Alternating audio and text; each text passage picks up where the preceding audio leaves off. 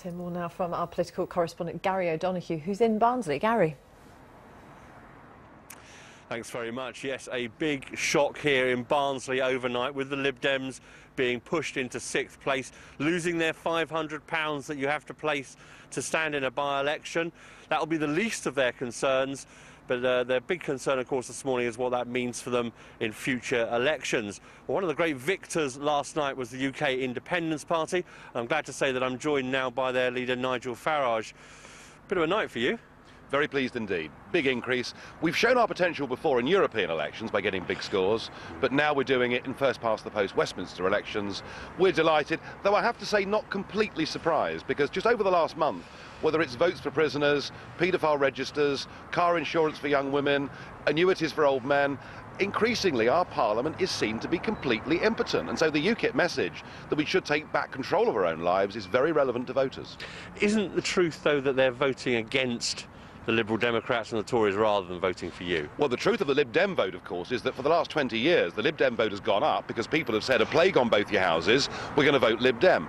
They were the voice of opposition in British politics. They're not anymore. UKIP has now got that role.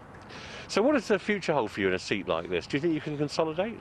Well, we're now going to move on from here and fight seats in the local elections on May the 5th, and that'll be part of our 1,000-seat push across England. We're also going to fight Scotland, Wales and Northern Ireland, and, you know, this is turning into a proper professional political party.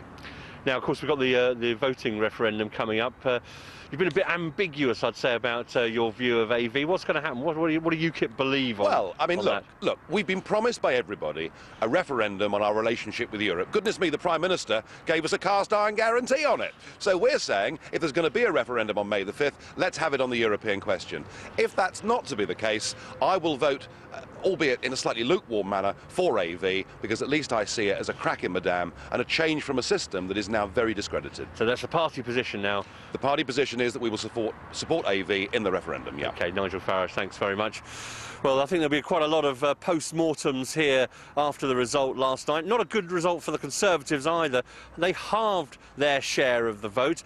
But the big story, and of course that's why everyone's talking about Nick Clegg and the Liberal Democrats, is the fact they trailed in 6th, not just behind people like UKIP and the British National Party, but indeed behind people like an independent candidate who had absolutely no party machine to back him up. Back to you in the studio. Gary, thank you very much. Gary O'Donoghue, our political